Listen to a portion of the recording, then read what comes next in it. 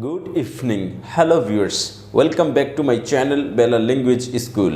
Today we will learn preposition after. আজকে আমরা preposition after বা পরে সম্পর্কে বিভিন্ন ইংরেজি সেন্টেন্সে বাংলা অর্থ সহ জানব। তাহলে চলুন জেনে নেই। এখানে লেখা আছে after or after অর্থ হচ্ছে পরে, পিছনে, পশ্চাতে, পাছে, তারপর, এরপর, পরক্ষণে। এর যে কোনো একটি বাংলা আপনি নিতে পারেন ইংরেজি সেন্টেন্স অনুসারে।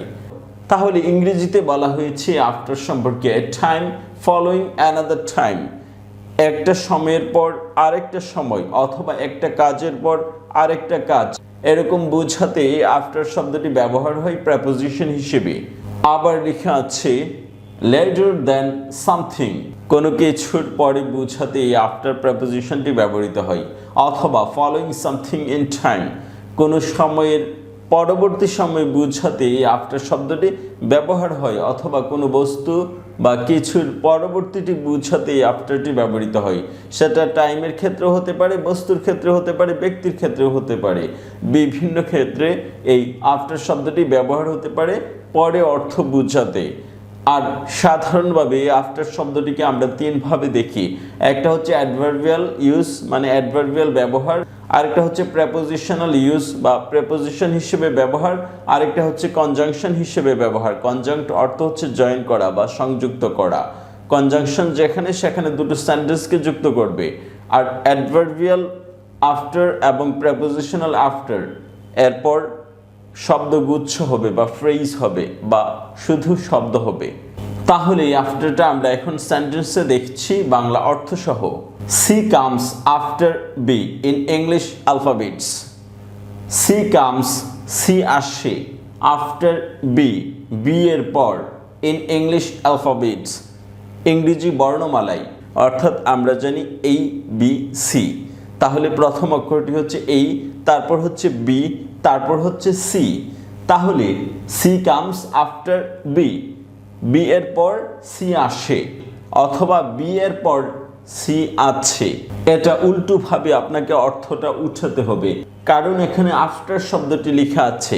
আফটার শব্দটি লেখা থাকার কারণে আপনি এই পর শব্দটি উল্লেখ করতে হবে। তাহলে এই পর শব্দটি উল্লেখ করতে হলে আপনাকে বি এর পর সি আসে এভাবে বলতে হবে। আবার যদি পর শব্দটি না থেকে বিফোর থাকতো তাহলে সামনে থেকে অর্থটা উঠাতে হতো, কারণ তখন হতো সি বি এর আগে আসে। কিন্তু এখানে পর শব্দটি থাকার কারণে আপনি পরবর্তী লেটারটা থেকে অর্থ উঠাবেন বা পরবর্তী বর্ণটা থেকে অর্থ উঠাবেন। বি সি এর পর আসে, কারণ এখানে আফটার শব্দটি লেখা আছে। আপনাকে ঠিক বাংলা পর শব্দটি উল্লেখ করতে হবে। তাহলে এখানে আফটার পর অর্থে ব্যবহার হয়েছে। তার পরবর্তী সেন্টেন্সটি দেখুন। After winning the prize Abraham became famous. পুরস্কারটি জিতে আব্রাহাম বিখ্যাত হয়ে গেল। তাহলে আফটার উইনিং দ্য প্রাইজ, পুরস্কারটি জিতে, এখানে পরের শব্দটি উল্লেখ করতে পারেন অথবা একারও উল্লেখ করতে পারেন। আফটার উইনিং দ্য প্রাইজ, পুরস্কারটি জিতে, শুধু একার হয়েছে, এই একার অর্থও পড়ে। অথবা আপনি বলতে পারেন পুরস্কারটি জেতার পর, তাহলে এখানে পর শব্দটি উল্লেখ হয়েছে। আপনি একারও বলতে পারেন, পরও বলতে পারেন। আর এক্ষেত্রে এটা হচ্ছে সিম্পল সেন্টেন্স। সিম্পল সেন্টেন্সের শুরুতে যদি প্রেপোজিশন আফটার আসে তারপর ভার্বটা সবসময় আইএনজি হয়ে যায়। তাহলে আফটার উইনিং, জেতার পর, দ্য প্রাইজ, পুরস্কারটি, অথবা আফটার উইনিং, জিতে, দ্য প্রাইজ, পুরস্কারটি, আব্রাহাম বিকেম হলো ফেমাস, বিখ্যাত। আব্রাহাম বিখ্যাত হলো পুরস্কারটি জিতে, অথবা পুরস্কারটি জিতে আব্রাহাম বিখ্যাত হলো। আপনি দুইভাবেই অর্থ উঠাতে পারেন। তাহলে এখানে আফটার পরে অথবা একার অর্থে ব্যবহার হয়েছে। পুরস্কারটি জিতে অথবা পুরস্কারটি জিতার পর আব্রাহাম বিখ্যাত হয়েছে। আবার এই অংশটা আগেও অনুবাদ করতে পারেন, আব্রাহাম বিখ্যাত হয়েছে পুরস্কারটি জিতে। তার পরের সেন্টেন্সটি দেখুন। After an hour I went home. 1 ঘন্টা পর আমি বাড়িতে গেলাম। আফটার একটা প্রেপোজিশন ব্যবহার করেছি, তারপর অ্যান আওয়ার একটি শব্দ ব্যবহার করেছি। আফটার অ্যান আওয়ার, 1 ঘন্টা পর আই ওয়েন্ট হোম, আমি বাড়িতে গেলাম, তাহলে এটা হচ্ছে সেন্টেন্স, এটা হচ্ছে একটা ফ্রেজ, প্রেপোজিশন এসছে, তারপর একটা নাউন এসছে, এর অর্থ হচ্ছে এই ঘন্টাটা উল্লেখ করবেন, তারপর আফটারটা উল্লেখ করবেন বাংলা অর্থ উঠাতে। আফটার অ্যান আওয়ার, 1 ঘন্টা পর, উল্টোভাবে অর্থটা উঠাবেন। আই ওয়েন্ট হোম, আমি বাড়িতে গেলাম, পাস্ট টেন্স, তাহলে 1 ঘন্টা পর আমি বাড়িতে গেলাম। এখানে আফটার পর অর্থে ব্যবহার হয়েছে, আপনি পরও বলতে পারেন, পরেও বলতে পারেন, সমস্যা নেই। তারপরের সেন্টেন্সটি দেখুন, it's 10 after 8 in the morning. It is 10, এখন 10 মিনিট, আফটার 8, 8টা বেজে, ইন দ্য মর্নিং, সকাল, সকাল 8টা বেজে এখন 10 মিনিট, মানে এখন সকাল 8টা 10 বাজে। তাহলে এখানে আফটার অর্থ হয়েছে বেজে, এই বেজেটা কিন্তু পাস্ট, মানে অতীত। যেমন এখন 5টা বেজে 10 মিনিট, তাহলে 5টা বেজে 10 মিনিট হয়েছে, তার মানে 5টা বাজলো, তারপর আরও 8 মিনিট বাজলো, তাহলে 2বার হয়েছে, 5টা বাজলো, তারপর আরও 8 মিনিট বাজলো। তাহলে পর শব্দটি এখানে সাইলেন্ট আছে এবং পর শব্দটি এখানে বেজে দিয়ে রিকভার হয়ে গিয়েছে। তাহলে ইট ইজ 10, এখন 10 মিনিট আফটার 8, 8টা বেজে, তাহলে 8টা বেজে এখন 10 মিনিট, অথবা এখন সকাল 8টা, এইটা হচ্ছে আওয়ার্স আর এইটা হচ্ছে মিনিট। এখানে মিনিট লিখতেও পারেন, না লিখলেও সমস্যা নেই, এখানে প্রথমটা দ্বারা মিনিটই বুঝাই। ইট ইজ 10 মানে সর্বশেষ পজিশনটা বা সর্বশেষ অবস্থানটা, মানে 8টা তো বেজেছে, তারপর আরও 10 মিনিট হয়েছে, তাহলে সর্বশেষ পজিশনটা বলতে হবে আগে, যে 10 মিনিট হয়েছে, তারপর এর আগে যেটা হয়েছিল 8টা বেজে, এটা বলতে হবে। তাহলে এখন 8টা বেজে 10 মিনিট হয়েছে, উল্টোভাবে বলবেন। তাহলে এখন সকাল 8টা বেজে 10 মিনিট হয়েছে, বা সংক্ষেপে বলতে গেলে এখন সকাল 8টা 10 মিনিট। তাহলে এখানে আফটার বেজে এই অর্থে ব্যবহার হয়েছে। তারপরের সেন্টেন্সটি দেখুন, I am always to clean up after the children. I am always to clean up, আমি সবসময় পরিষ্কার করি, আফটার দ্য চিলড্রেন, শিশুদের পর, মানে শিশুরা এখানে খেলা করে, তারপর আমি এই জায়গাটা পরিষ্কার করি, এটা বুঝিয়েছে। তাহলে এখানে আফটার পরে অর্থে ব্যবহৃত হয়েছে। এখানে কিন্তু দুটো সেন্টেন্স মূলত ছিল, I am always to clean up, আমি সবসময় পরিষ্কার করি, after the children had played, শিশুরা খেলার পর।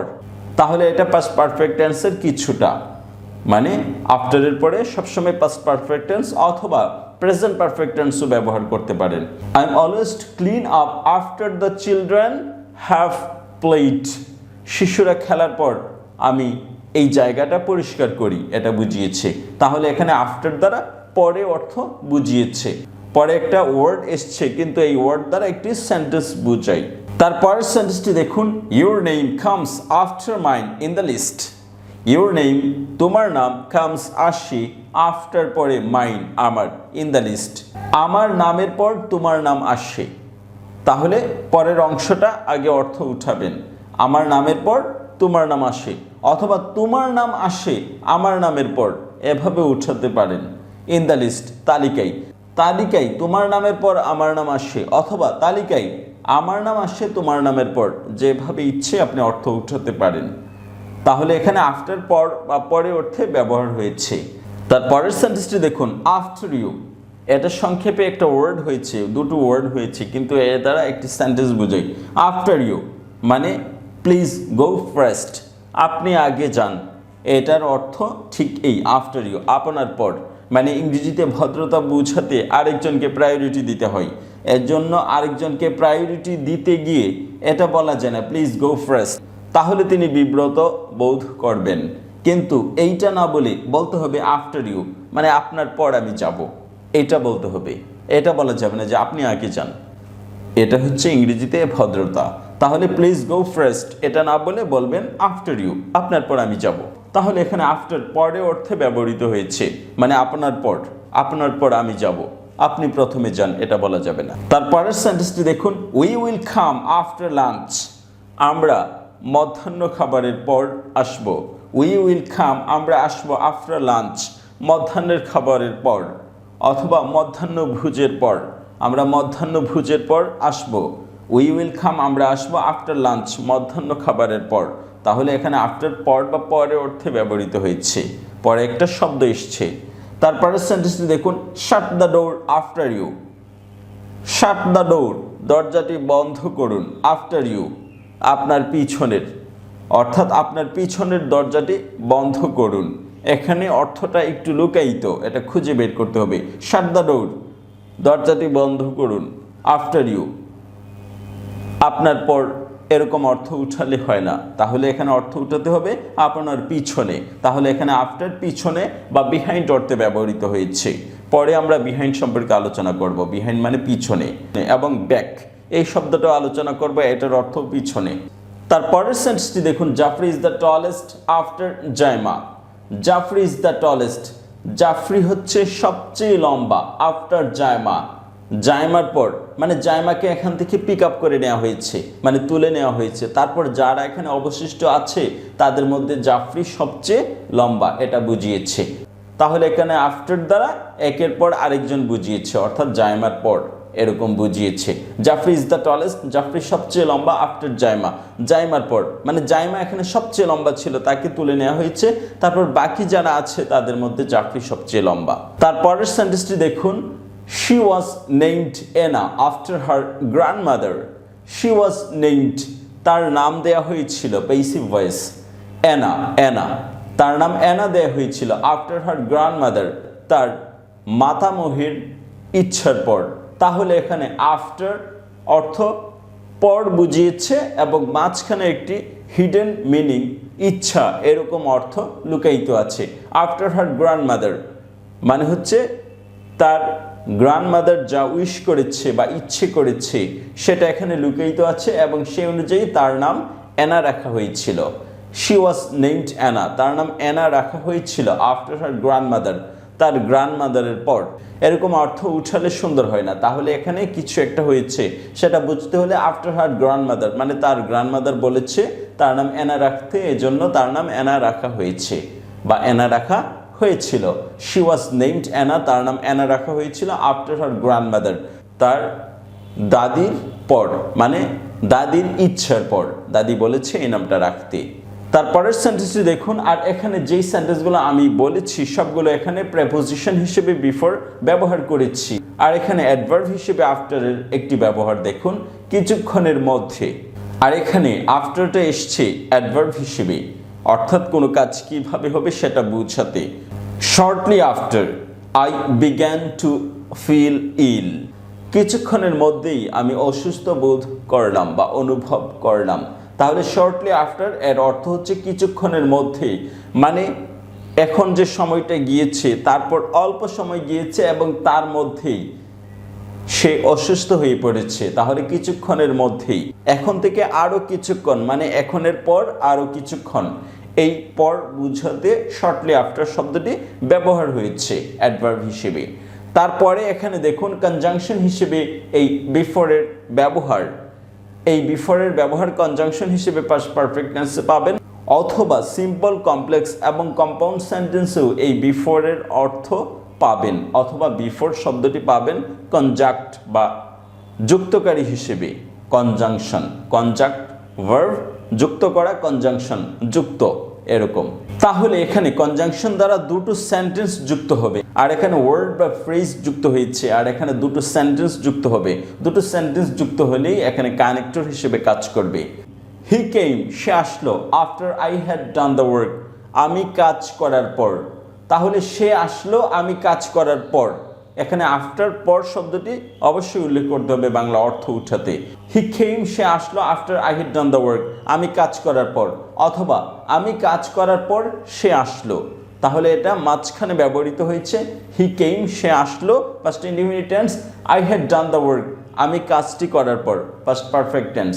তাহলে দুটো টেন্সকে আফটার দ্বারা যুক্ত করেছে, এটা মাঝখানে দিয়ে করেছি, আবার এটা সামনে দিয়েও করতে পারি।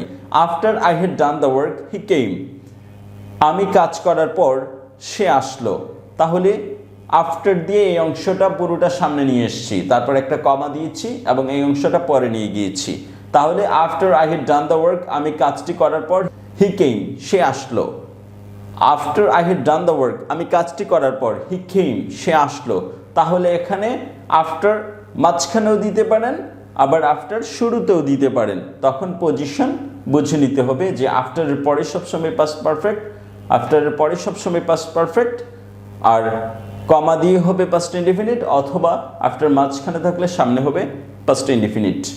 তাহলে এখানে নিয়মটা হচ্ছে clause after clause, after clause plus clause.